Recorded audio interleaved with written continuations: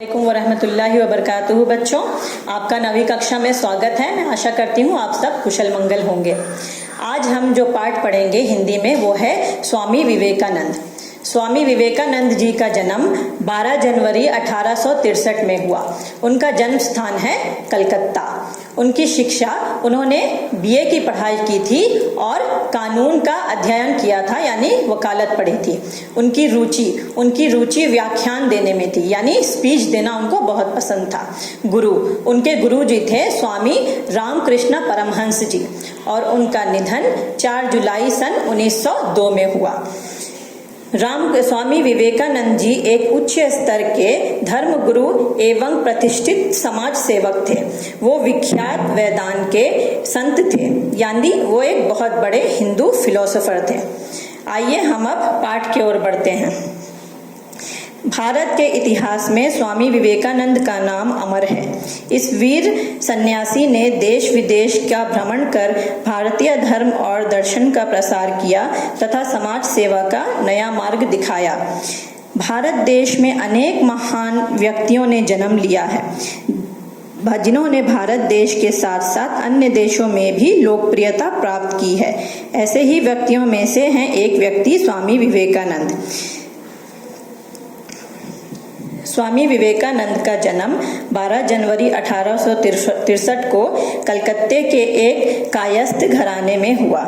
स्वामी जी का जन्म, विवेकानंद जी का जन्म एक कायस्थ घराने में हुआ था। कायस्थ घराना यानी कायस्थ एक प्रसिद्ध जाति का नाम है जो अपने आप को चंद्रगुप्त की संतान कहते हैं। हिंदू मान्यता के अनुसार चंद्रगुप्त एक प्रमुख भगवान हैं जो लोगों के पाप और पुण्य लिखते हैं। तो कायस्थ हिंदू धर्म के अनुसार कायस्थ उन्हीं के संतान कहलाते हैं। इस जाति के लोग ज्यादातर लिखने पढ़ने का और ज्ञान का काम करते हैं। ब्रिटिश एज में भी कायस्थ जाति जो थी वो जो भी प्रशासन के काम को संभालती थी। उनके बचपन का नाम नरेंद्र देव था। स्वामी विवेकानंद जी के बचपन का नाम नरेंद्र देव था। उनके पिता श्री विश्वनाथ दत्त एक प्रतिष्ठित वकील थे। उनके पिताजी भी एक बहुत प्रतिष्ठित यानी फेमस वकील थे। उनकी माता श्रीमती भुवनेश्वरी देवी धर्मपरायण महिला थी, यानी धार्मिक फेथ की रिलीजियस फेथ वाली महिला थी।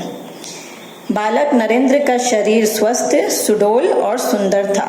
कुश्ती लड़ने, दौड़ लगाने, घुड़सवारी करने और तैरने में उन्हें बड़ा आनंद मिलता था। वो संगीत एवं खेल कूद की प्रतियोगिताओं में भी भाग लेते थे। तो स्वामी विवेकानंद जी बालक काल से ही यानी बचपन से ही उनका शरीर स्वस्थ था। वो बहुत हेल्दी और सुडौल और सुंदर थे, देखने में सुंदर और सुडौल थे।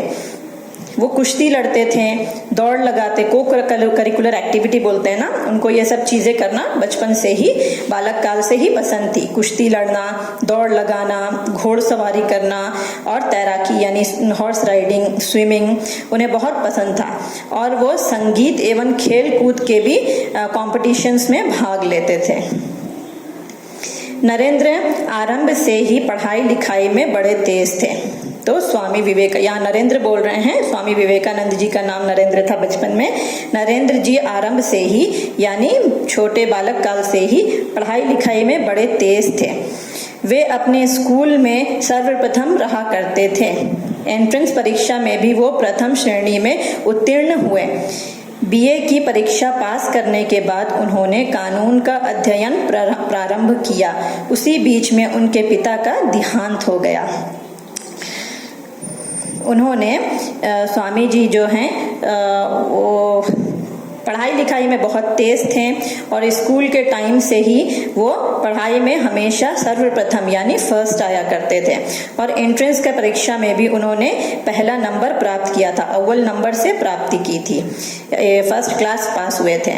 बीए की परीक्षा पास करने के बाद उन्होंने कानून यानी वकालत की पढ़ाई की और उसी बीच में उनके पिता का देहांत हो गया।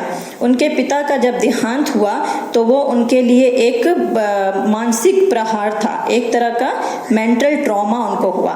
सन 1984 में उनके पिता का देहांत हुआ था। विवेकानंद जी को एक मानसिक प्रहार उनको हुआ, जैसे यानी कि मेंटल ट्रॉमा में वो चले गए। वो बहुत विचलित रहने लगे, खोए खोए रहने लगे थे। उनकी स्थिति देखकर उनकी मदद रामकृष्ण परमहंस जी ने की थी। रामकृष्ण परमहंस जी उस दौर के भारत के महान संत थे और देव गुरु थे। उन्होंने नरेंद्र को अपना ध्यान अध्यात्म यानी स्पिरिचुअलिटी में, यानी कि अपने परमात्मा की खोज में अपना ध्यान लगाने के लिए कहा, और वहीं से नरेंद्रनाथ का सफर, नरेंद्रनाथ स्वामी विवेकानंद बने। अध्ययन काल में उनकी रुचि व्याख्यान देने और विचारों के आदान प्रदान करने में थी, यानी कि उनका शिक्षा काल में, अध्ययन काल में यानी शिक्षा काल में, पढ़ाई के काल में ही उन्हें भाषण देना बहुत पसंद था। भाषण देते थे, स्कूल एज में ही उनको भाषण देना बहुत पसंद था, और अपना विचार आदान प्रदान करना, यानी एक दूसरे से अपने विचारों को शेयर करना, आइडियाज़ को शेयर करना उनको बहुत पसंद था। अपने कॉलेज में एक व्याख्यान समिति बनाई थी और कई प्रतियोगिताओं का आयोजन भी किया था। उन्होंने अपने कॉलेज में एक व्याख्यान समिति यानी लेक्चर कमेटी भी बनाई थी और बहुत सारे कंपटीशन भी ऑर्गेनाइज करते थे।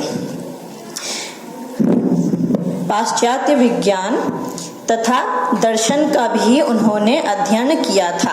किशोर अवस्था से ही नरेंद्र दार्शनिक एवं धार्मिक विचारों में तल्लीन रहते थे। एक दिन नरेंद्र रामकृष्ण परमहंस के पास पहुंचे और अपनी जिज्ञासा उन्होंने कह सुनाई। रामकृष्ण परमहंस ने नरेंद्र को अपना शिष्य स्वीकार कर लिया। तो जब वो कॉलेज में थे, तो स्कूल लाइफ के बाद जब कॉलेज लाइफ में आए, लेक्चर कमेटी बनाई और बहुत सारे कंपटीशन भी ऑर्गेनाइज करते थे, और उन्होंने अपने कॉलेज में वेस्टर्न सिविलाइजेशन और वेस्टर्न टूरिज्म की भी पढ़ाई की थी।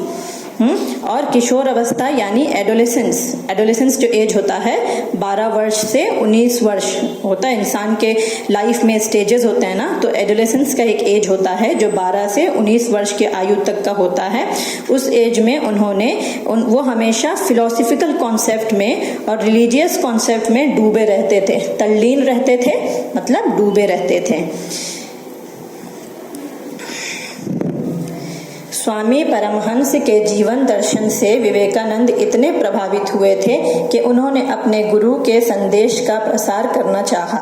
अब यहाँ बताया गया ना कि उनके स्वामी थे स्वामी रामकृष्ण परमहंस। वो उस वक्त के बहुत ही वैज्ञात धर्म गुरु थे। तो जब वो धर्म गुरु ने उन्हें अपना शिष्य बना लिया, अपना स्टूडेंट बना लिया, तो स्वामी जी परमहंस जी के जीवन दर्शन से, उनके जीवन से बहुत ज़्यादा ही क्या हुए, विवेकानंद जी प्रभावित बहुत हुए, बहुत इन्फ्लुएंस हुए, और उन्होंने ऐसा चाहा कि अपने शिक्षक के इस सोच को पूरे सब लोगों तक पहुंचाया जाए।